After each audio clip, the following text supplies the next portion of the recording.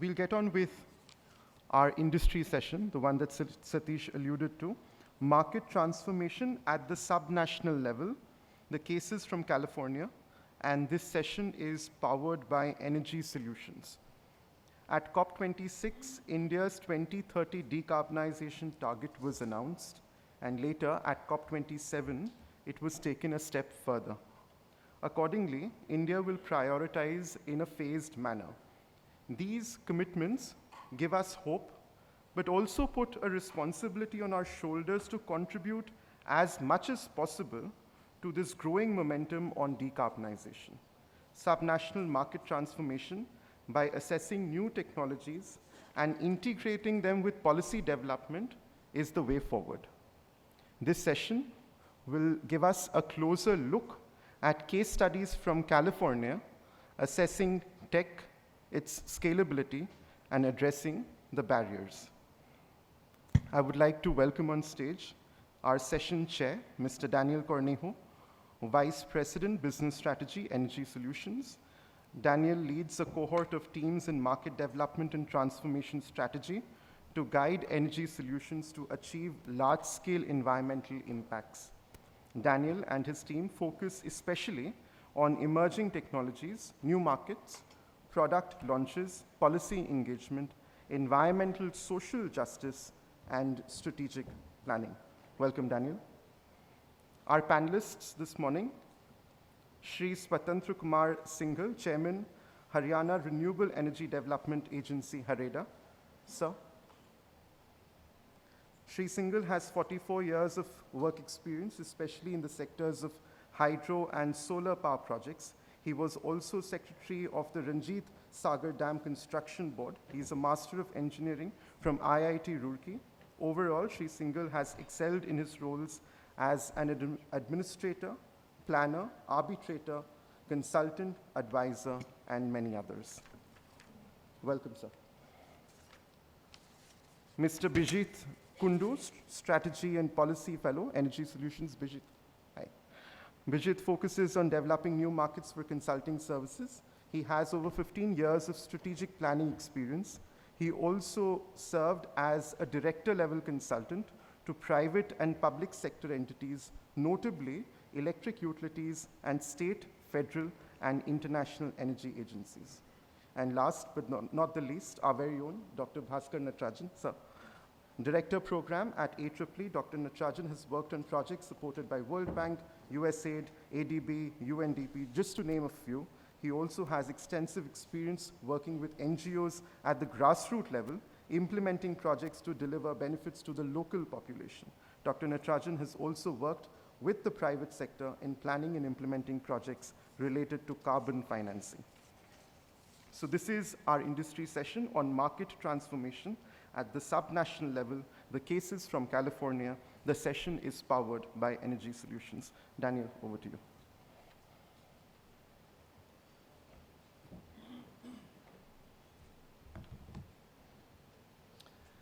Good morning, everyone. Thank you very much for the introduction. So let me give you a little background on our company, Energy Solutions. The company was founded in 1995 in California. We're headquartered out of there. When I started at the company, there were 14 people. Now we're actually over 400. We have offices throughout the United States that allows us to cover work throughout the continental US. And we've supported many different programs for our clients that have resulted in national awards for them. I'll also add that in general, we have 3 consulting departments. One is energy efficiency, which I used to oversee. Another one is distributed energy resources, work such on EVs, demand response, community solar storage, et cetera, and policy and ratings, which my colleague Bijit will speak about later. So why are we here? Energy Solutions' mission is large-scale environmental impacts using market-based solutions. So what does that mean? Basically, we truly believe that in order to get the largest impacts, you have to partner with the market. So it's been very encouraging actually being here at this conference all the different sessions were market related, working with the market. So that's it's something that we're definitely aligned with. For folks that may or may not know, there's a lot of funding in California, in the U.S. right now. Biden, passed a big bill. I mean, there's just so much funding there. If all we want to do is stay in California and grow that way, we'd be there. But that's not the type of company we are. What we care about are the impacts. And so through some impact analyses, we realized that in order to really get the larger impacts over time, we really need to be supporting or figuring out some way to do a support in the international arena. And so we're here because we wanted to meet with all your organizations, learn from you. This conference has been tremendous to just understand better the India context and hopefully share some ideas that may be useful here. And obviously, as this IEEE quote says there below, India's growing tremendously, and so this is obviously going to be a major area with regards to carbon reduction. So the first session I'm going to talk about is emerging technology. In California, historically the utilities in the state would administer emerging technology programs.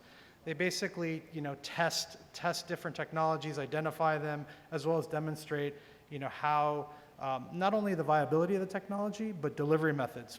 For example, we all know that certain technology, there's different barriers in different building types, different market segments, and so, finding the best way to resolving those barriers is the first step to the introduction to scaling that technology. Energy Solutions, we currently, last year basically there was an RFP, 2 years ago I should say, that Energy Solutions won with a team including the Davis Labs and other partners, and we have this goal of doing 170 projects, but more than that, part of the reason we won is we're aligning along the state's goals, which include electrification, utility grid priorities, including load flexibility, as well as there's a big movement for environmental social justice, which is really how do you ensure that these benefits are helping low to medium income customers, hard to reach customers, et cetera. And so here's a little bit of an overview of the program. The way we organize things are in what are known as technology priority maps. As you can see on the screen, there's different categories of technology, and within there's further technology families. So, for example, within appliances and plug loads, there are cooking appliances, and this is publicly available. It's on the website, and it's a way to basically show the industry to say, hey, industry, here are the state's goals. Here are the different classes. Bring ideas. What do you want to test? And it allows not only entrepreneurs to test new technology, but oftentimes it's really existing technology that just needs help to scale. And so this is the very beginning of market transformation and scale. So the next part I'll be speaking about is program implementation. This is near and dear to me as I mentioned, I used to oversee our energy efficiency department. As I mentioned, we truly believe the way that you get large impacts is working with the market. I don't know if you can see these quotes, but these are from various manufacturers, distributors that really appreciated our approach, which I don't install anything, we don't own it, we don't create it. What we do is we're understanding what the regulators need, and we listen to the market, design it for the market, because if you let the market participate, you will scale. And so this next slide I'm going to speak a lot about is our midstream programs. So a little background. Back, it was over 25 years ago, at least over 20 years ago, the Northern California utility was getting very little participation in motors, industrial motors, as well as packaged rooftop equipment. And they asked my colleague, who at the time was at the utility, well, can you dig into it, look into that? Why is that the case? And so what my colleague Jim Hanna did is he went around and spoke to the market and asked them, well, why aren't you selling this? And he explained that the incentives weren't really helping. There wasn't demand from the market. And they came up with this wacky idea, well, could you pay us the incentives? And that's how Midstream was formed. So a little background on definition. When I say downstream, I'm saying incentives that go to downstream customers, end-use customers. When I say midstream, it's contractors, it's distributors, et cetera. And when I say upstream, it's upstream manufacturing. And so think of it this way. You've got millions of customers, right? How efficient is it to provide incentives to a downstream customer? It's not. You have to retrain that customer every single time. If you go to the manufacturer, they're so far removed from the customer, they go through so many supply chain, it's often very high to go all the way upstream. So midstream is a good model to, help basically scale this emerging or this efficient technology. And at least in the California landscape, with let's say HVAC, 20 to 30 distributors, through 20 to 30 distributors, 80 to 90% of all HVAC sales flow through there. And honestly, oftentimes it's 5 of them that control 80% of those sales. So if you can create a program that works for them, it's efficient and you scale. And I don't know if you can see that quote in green. What we found over the years is that these midstream programs result in 900% more participation than downstream. And this is true across lighting, water heating, pumps. You all mentioned the presentation on cold storage. This worked for ultra low temperature freezers and refrigerators, HVAC, et cetera, et cetera. Now, midstream, upstream is not the solution for every single technology.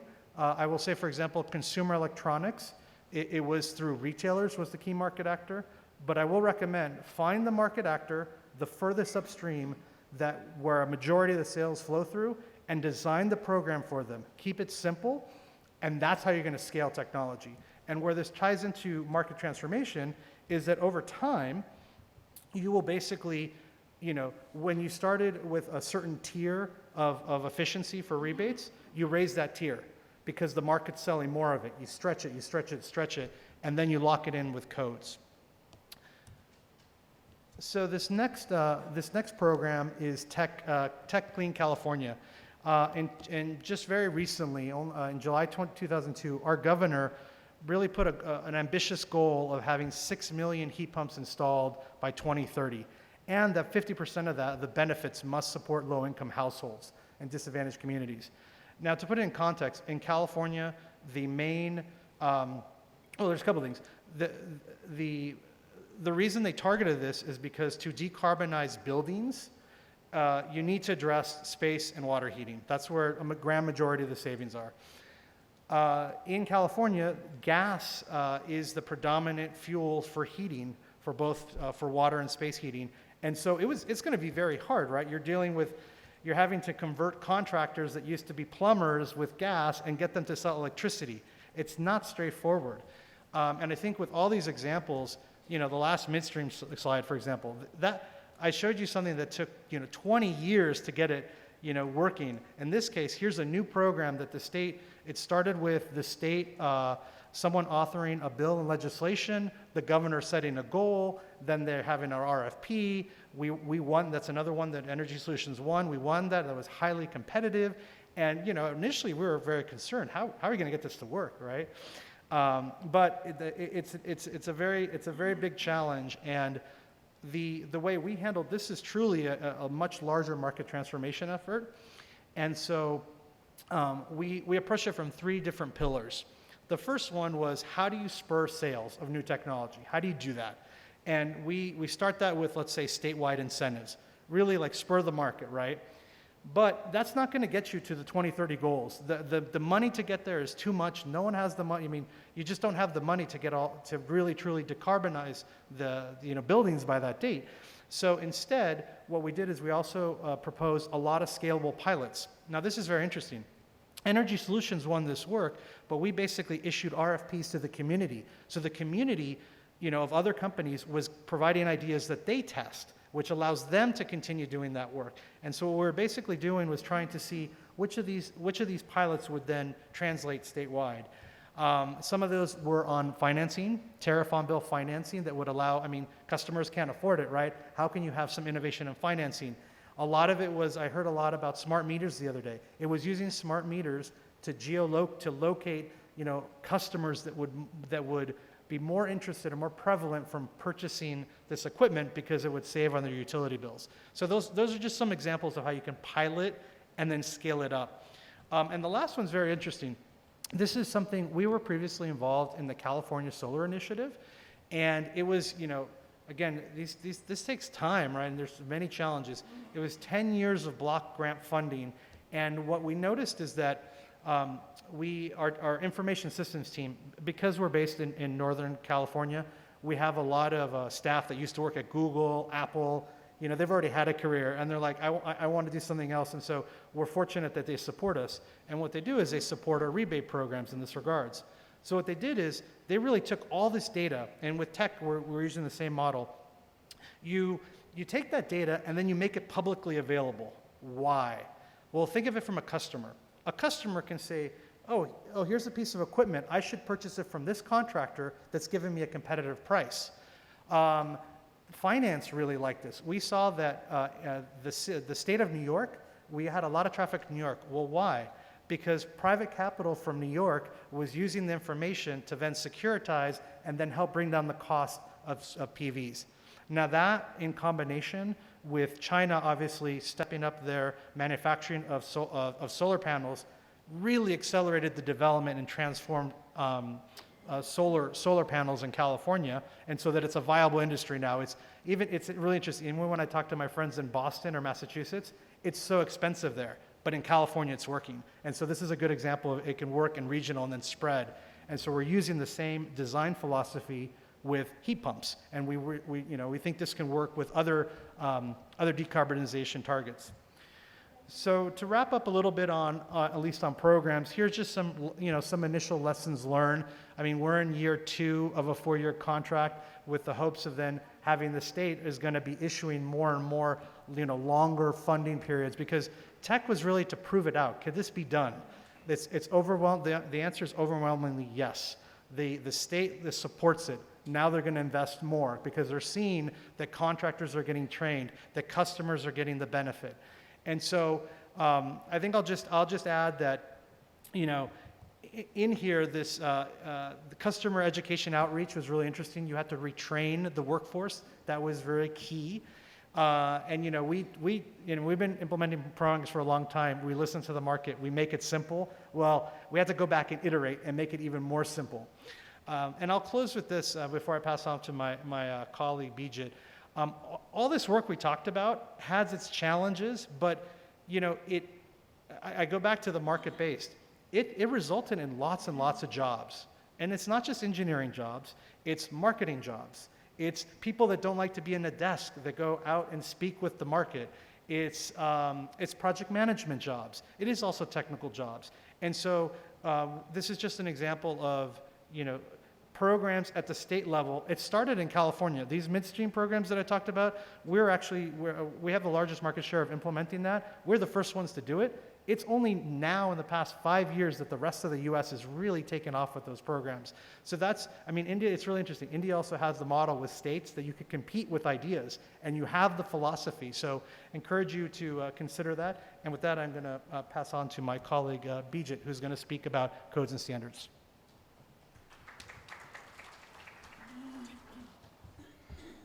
Thank you, Daniel, and thank you for this opportunity to speak here today. This is great.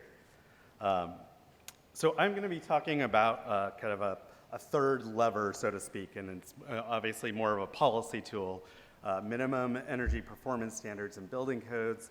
While I'm sure all of you know and have heard that and have experience with these policy tools, it does have a very unique story in the US and with respect to state authority.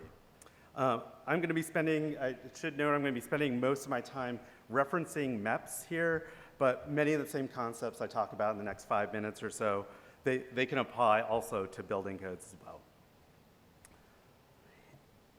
In the context of energy efficiency and market transformation, we like to think of mandatory requirements like MEPS and building codes as part of the innovation cycle. Working with incentive programs that Daniel mentioned, the incentive programs we like to think kind of pull the market, whereas these kind of mandatory requirements or MEPS, for instance, kind of push the market forward to really advance energy efficiency technologies. I could spend the rest of the day talking about the benefits of MEPS, But hopefully, well, some of you, if you were at the last session of yesterday, the speaker from the IEA talked about the tremendous economic and energy benefits of MEPS. And so what you may not know, and what's relevant in today's session, is that in the United States, it was really the individual states that took the lead in establishing MEPS in the United States. So the first set of MEPS was established in California in the 1970s. Several states followed California's lead in the early 80s. And what ended up happening is that manufacturers and the industry started getting a little concerned that there was a patchwork of state standards for different equipment. And so they were the ones that mobilized with other stakeholders, with the efficiency community, to really to propose and get into law a national MEPS program, which many of you, I'm sure, are familiar with at the U.S. Department of Energy. So this led so all the state actions led to the formation of the national program. And the national program now, if you aren't familiar with it, the U.S. Department of Energy regulates over 60 different product categories in their MEPS program. However, for states, so states cannot usually set regulations for any of those 60 product categories, but states in the U.S. and California aggressively pursues standards or MEPS for any other product that's not included in that scope of the national level scope. So what California has generally taken the lead. I should give deference to other states have also pushed standards forward, but California has really taken the lead in appliance standards at the state level in the United States. And why? Again, if you're familiar with MEPS, you're familiar with the many benefits that MEPS realizes. First and foremost, I think the biggest driver for MEPS for a state is to meet or help meet aggressive energy efficiency and climate goals that they've set. Also, another benefit or the advantage of states doing MEPS in the U.S., it sometimes pushes the federal government.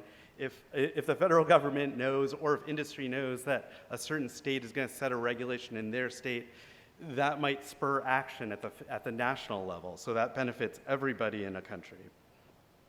States can sometimes do a little bit more innovative things that the federal government, the national government, can't do. So for instance, in California, the California state government is considering establishing a flexible demand requirement. And what that means is that products are going to be in regulation. There's going to be a regulation to make sure that the products are able to respond to grid signals. So that helps when the grid is stretched, as it often is in California during days of high heat and when the demand is extremely high.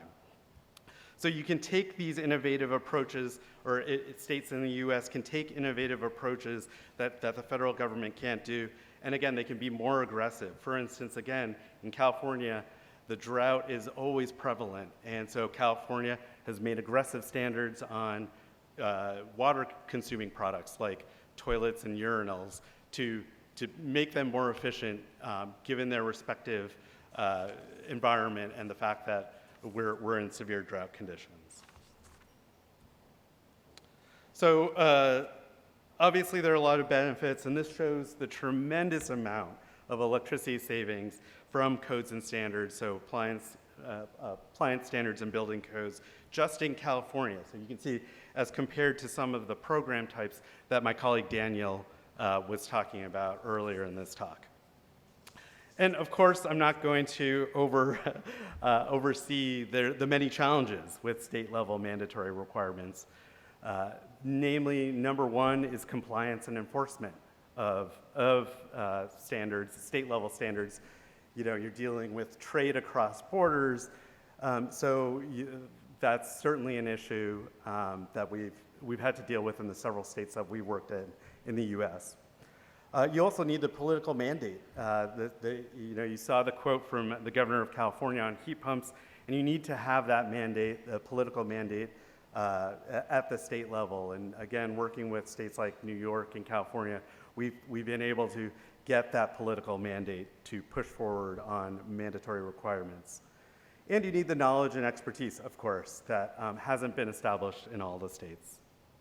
So while and I guess maybe the other thing to note, I am standing up here and I acknowledge that we work in the U.S. and states like California and New York where we're very successful with MEPS and building codes. And those are two states that have the economic might of most countries in the world. So we acknowledge that. So let's see, this last slide here that I'm going to talk about. This slide is meant to kind of bring everything together that Daniel and I have been talking about here. And we want to kind of cite a successful, how this was successful with LEDs. As I know, LEDs were successful here in India as well, the transformation. So in the earlier emerging technologies stage, we helped design pilot programs called the LED retail demonstration projects. And there we were able to just pilot these projects, collect the data, work with stakeholders, work with manufacturers, retailers to understand what the needs were. We were able to work with them, and that led into the development of the LED Accelerator program. So moving up the technology curve, where we really were looking to scale LEDs in California. And then finally, again, using data from the LED Accelerator program, we were able to use that data, and again, the stakeholder networks that we developed, the information that we collected, and we were able to work with the governments in California and New York to kind of lock in those savings, as Daniel mentioned, with mandatory codes at both the state level at California and New York, and then also at the federal level with the U.S. Department of Energy. That's it. Thank you.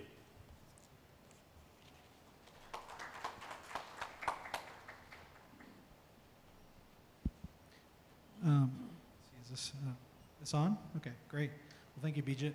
Well, first, I'd like to say thank you to AEEE. I am honored to be the chair of this panel, but honestly, my colleagues here, they really deserve to be the chair. So I will try to fill in for their shoes. I don't know about you, but I'm kind of tired of hearing about California. So part of the reason why we wanted to have this additional forum or this with the panelists is, well, how does this apply to India? Where does it make sense? How does it connect? What are the challenges, right? In all cases, all these things need to apply to the local conditions, whatever location it may be. And so with that little bit of introduction, I guess I wanted to open a question to the whole panel here. Obviously in the presentation, we talked about how California wrapped up its technology towards decarbonization at the subnational level. But I guess to the panel, can you shed some lights on what can be undertaken at the state level in the Indian context to further the decarbonization process? Please, Dr.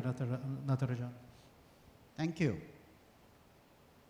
Over the last several years, as some of you may have realized, whenever any of us, whether it is the CSOs, the World Banks, the funding agencies, want to know where do I go and do some work. The most obvious answers: go to Maharashtra, go to Gujarat, go to Tamil Nadu. None of the other states ever figured on the list of these agencies that wanted to do work in India. And this is the challenge. Also, as Daniel said, in the United States, what happens starts in California. The rest of the US follows.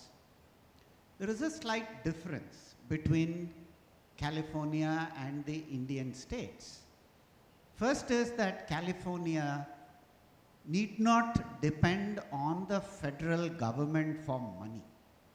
For all such programs, they are able to get the funding on their own. Unlike the Indian states, whether it is Maharashtra, Gujarat, or even in some of the not so favored states like UP and Bihar, there is very little option that the states have in terms of identifying the money for such programs. That is, I think, the first challenge that we come across.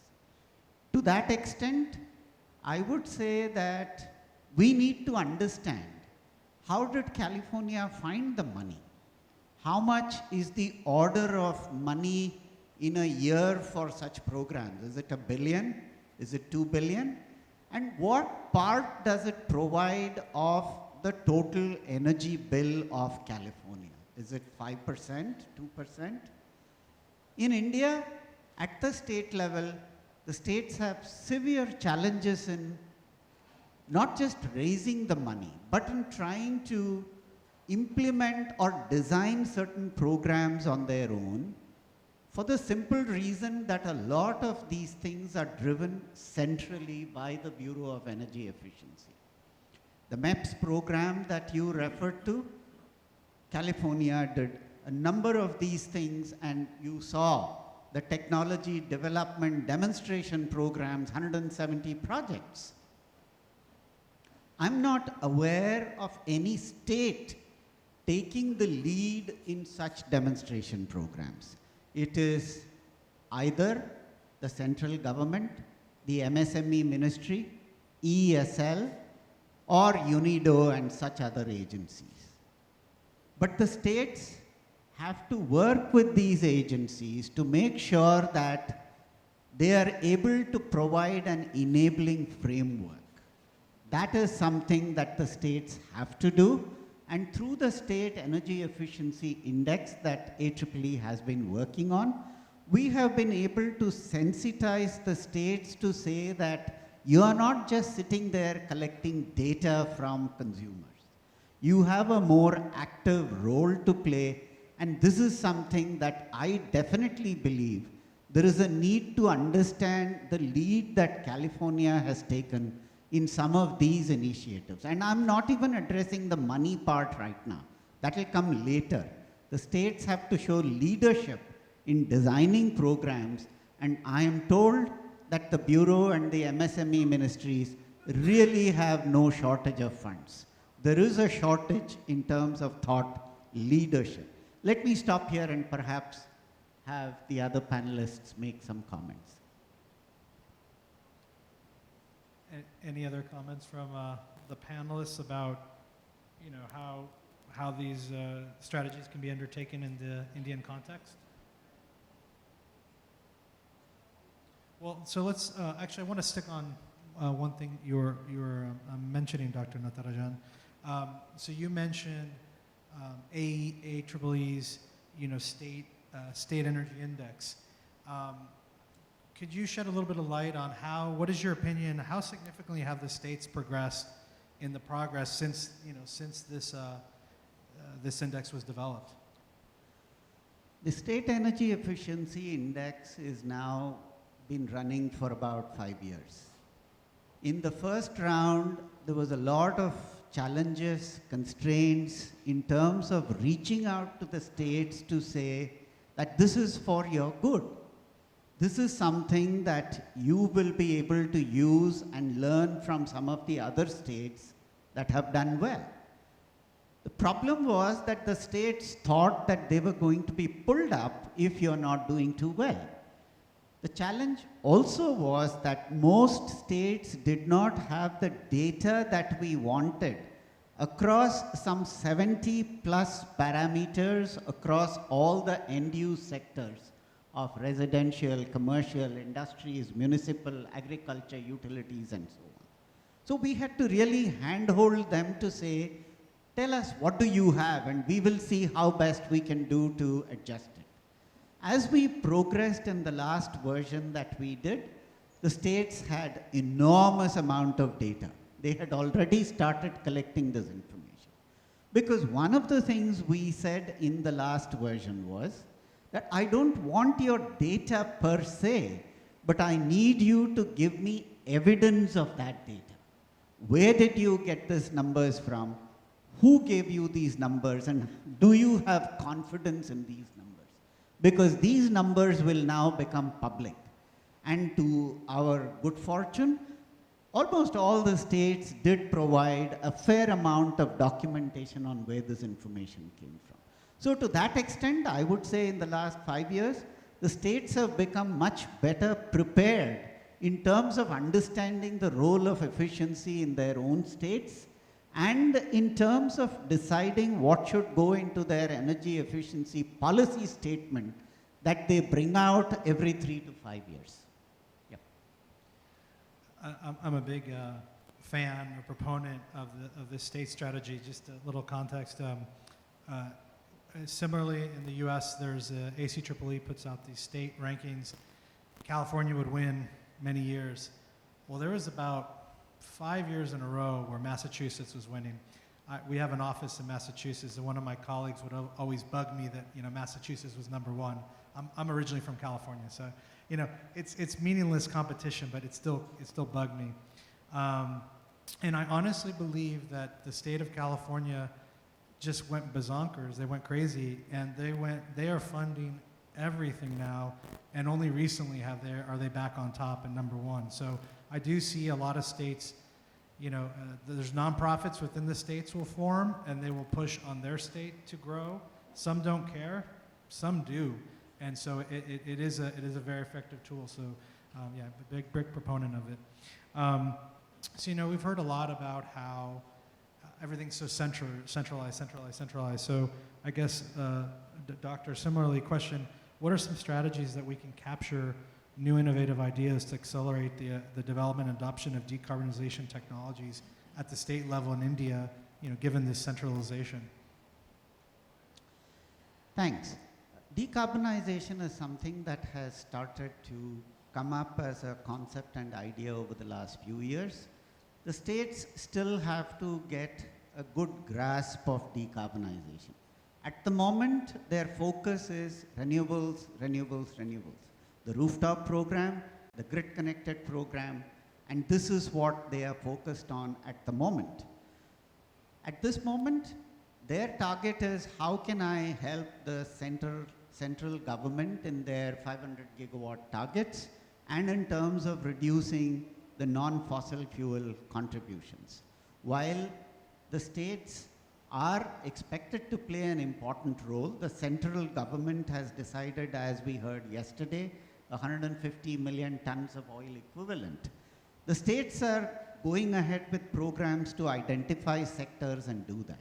But to convert that to emission intensity reduction, decarbonization, the states are yet to get a handle on this. Some states have a better understanding, some of the other states not so much.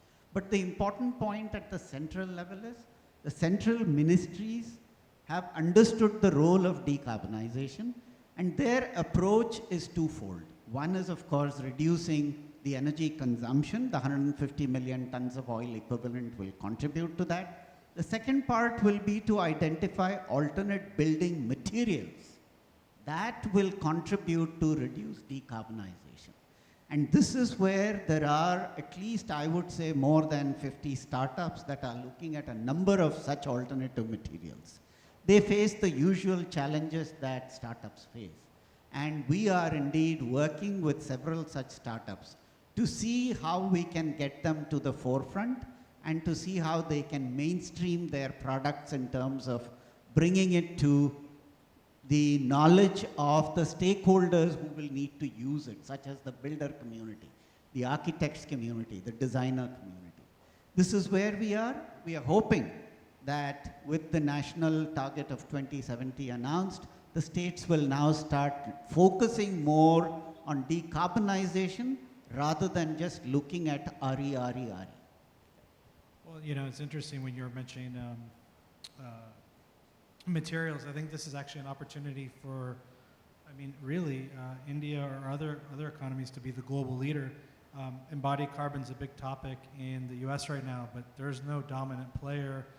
There's a lot of regulations that are precluding that activity from occurring, and so that's an opportunity. If someone can figure that out. Now, obviously, cement is a little bit more produced locally, but there are ways to get around. And then steel, a lot of it's is from China. But there's obviously lots and lots of opportunity there to be a global leader. And you mentioned stakeholders. What are some kind of follow up on that? What are some strategies that to effectively get them involved in this decarbonization process? And can you elaborate more? You were mentioning builders, but what other stakeholders? Is the nonprofit part of that stakeholder?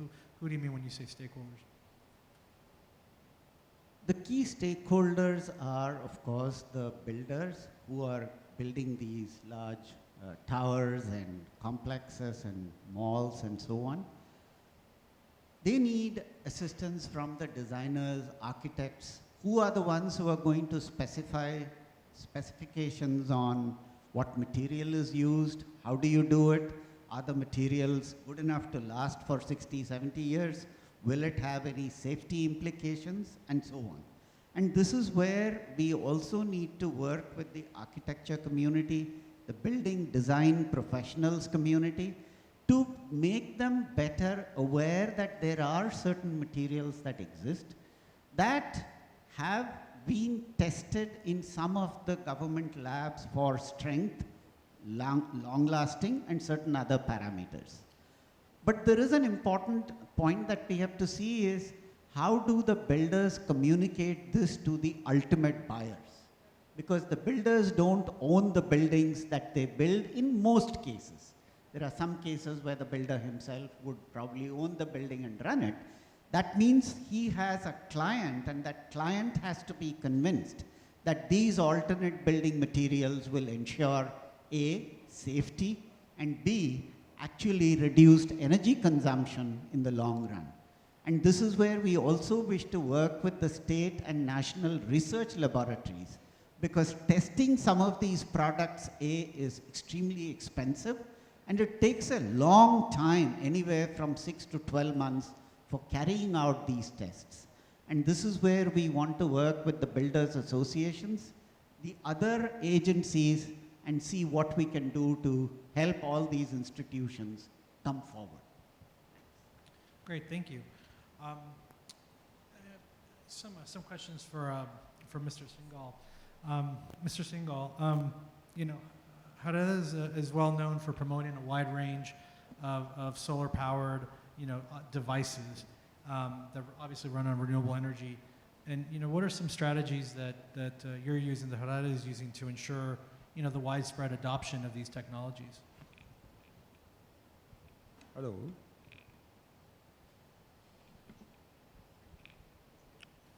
Hello. Nowadays, we had a planning for 2030 to cover all the REC and the storage. And Haryana Electricity Regulatory Commission has fixed up the norms that we must do this. And in that,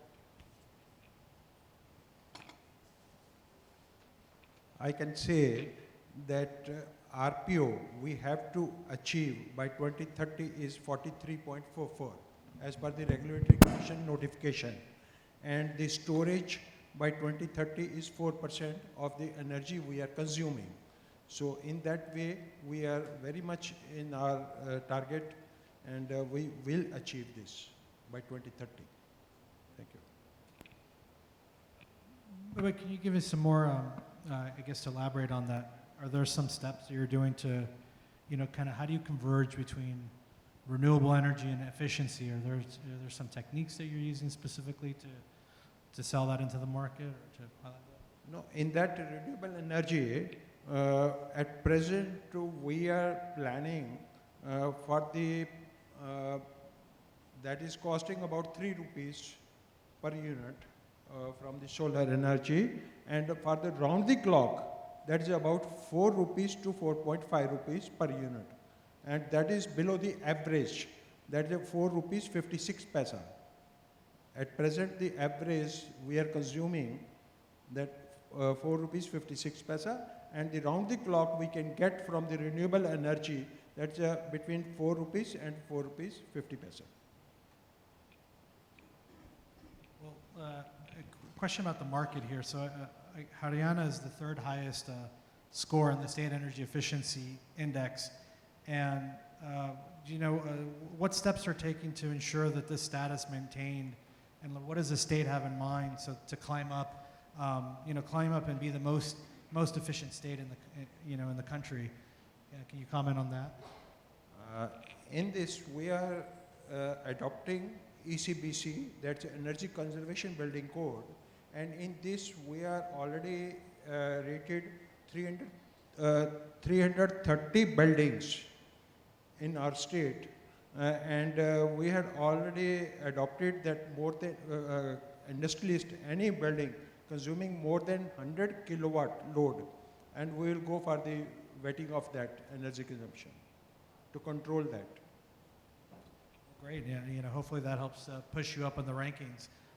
We just wanted to give you a little bit of an overview there of, how this might apply to the Indian context. But I guess I'd want at this time to open it up to the floor if there's any questions for any of the speakers. This gentleman in the front. Is there a speaker for, microphone, I should say. Excuse.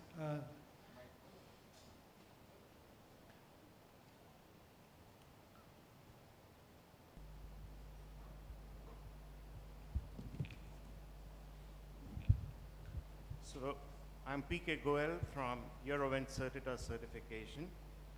And this morning we have talked a lot about buildings, basically, the energy part in the buildings, leaving the other sectors. And my specialty is also buildings, so I'll stick to it.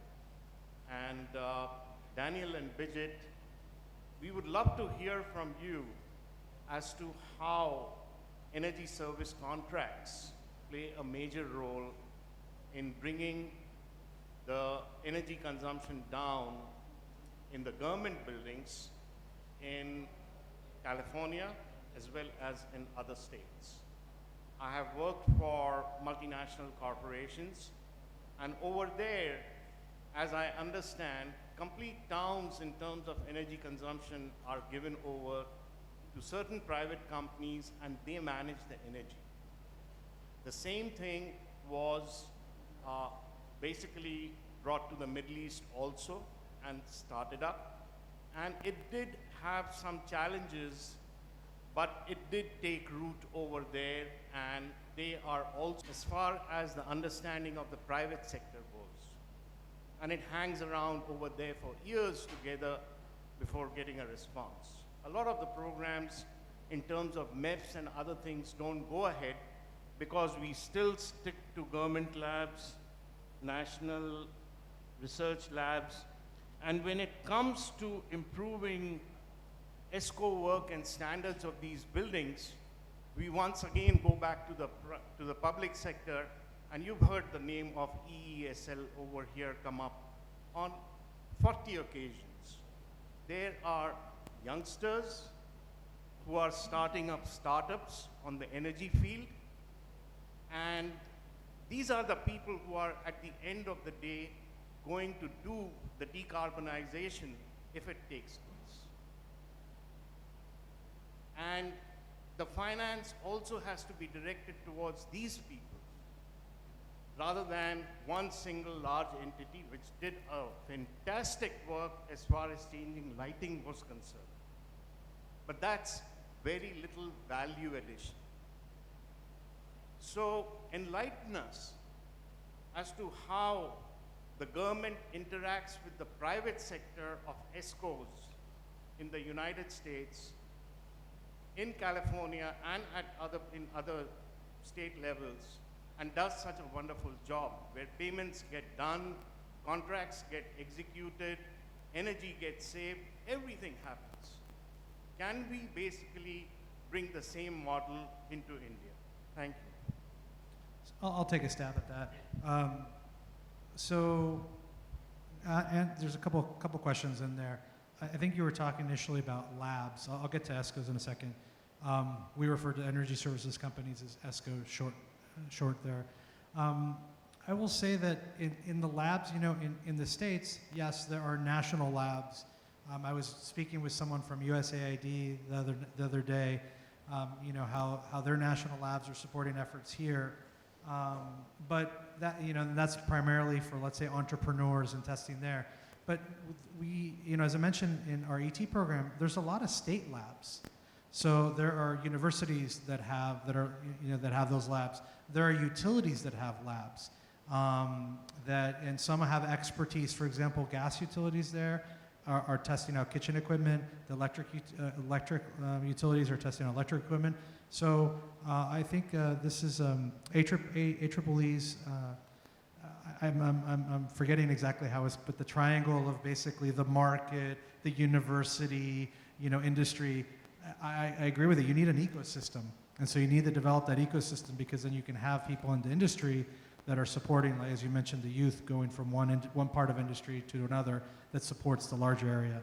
In terms of ESCOs, it is similar though in that, you know, different states have different environments. I mean, you have wholesale markets. You have there's a new market spinning up in California where they're basically taking smart meter data and then using public methods for measurement and verification, and then basically looking at utility bills to then pay the actual benefit at the meter. Now you need to, the tricky part of this is how do you finance it? Because you're probably not going to get paid for 6 months, 9 months, a year. So not everyone can cover that. And so that's a model that ESCOs are testing. It's new though. There are many ESCOs that exist. Actually, it was interesting being at this conference. I was speaking with a gentleman that they said they're an ESCO here in India. And I said, oh, lighting? They said, no, we only do HVAC. So that was encouraging. To me, that seemed that there's obviously a need, and you know, they were focusing on existing building. So there seems to be a market. Obviously, I know that there's going to be a lot of growth in new construction. I guess I would just encourage competition. Encourage competition. The more you can compete, the more you can have a level playing field, so it's not just one vendor having a monopoly. That's how you're going to get more, your industry is going to grow from that regards. I'll just add a little bit from my policy context, because policy is near and dear to my heart. The other way, at least in the U.S., where you know, you were talking about government buildings. So there's a state. Most states have a mandate. Their state government buildings have to meet certain requirements, building codes, and really what spurs private sector in terms of MEPs and building sector in terms of building codes, it's really shaming manufacturers and shaming builders. If they don't meet those levels, then you know, then those builders don't get work in other, you know, get to work in these, you know, in other government developments, or if a manufacturer gets penalized because they exceeded a MEP standard, then you know, no one's going to buy their products. And so that stick of the mandatory requirements, at least in the U.S. and within states in the U.S., that really spurs, I think, manufacturers and builders to invest. I mean, there are also, in addition to state and academic labs, there's also private labs that do a lot of testing. And that's because manufacturers invest in those labs so that they can test their products and make sure they comply. So let me check. Are we? Do we still have time? It looks like one more question. Oh, sorry, I see one more question from the gentleman back there. Right behind. Oh.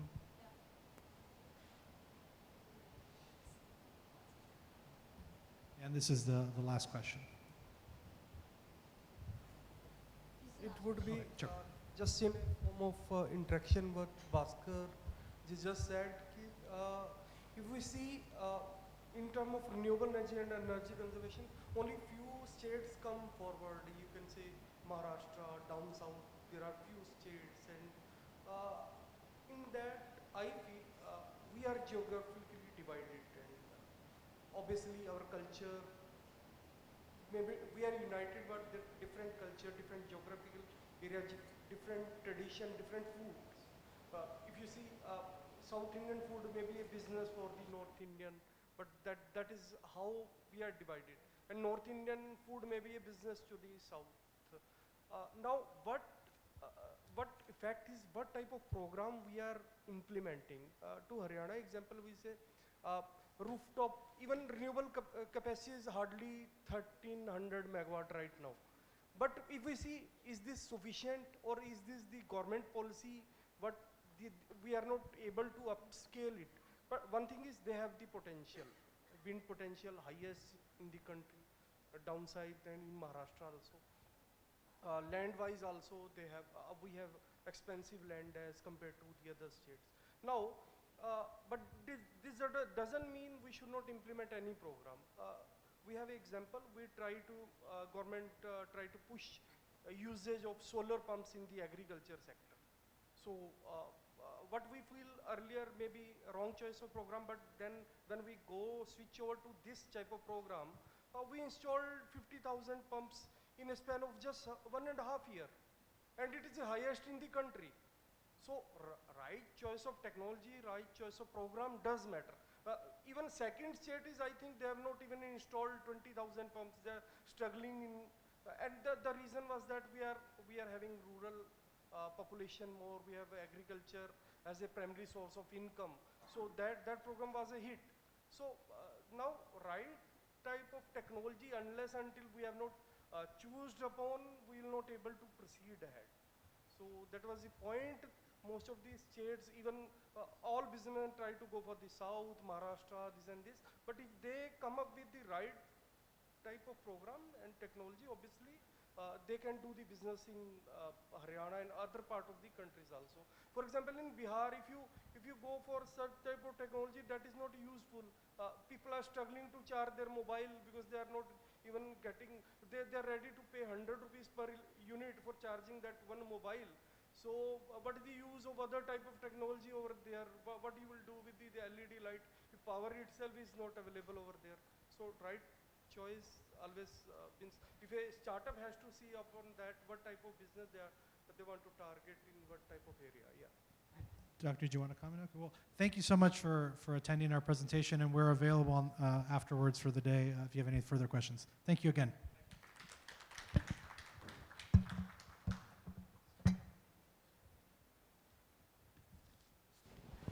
Daniel, Sri Singhal, Bijit, and Dr. Nacharjan, thank you very much for this excellent panel discussion.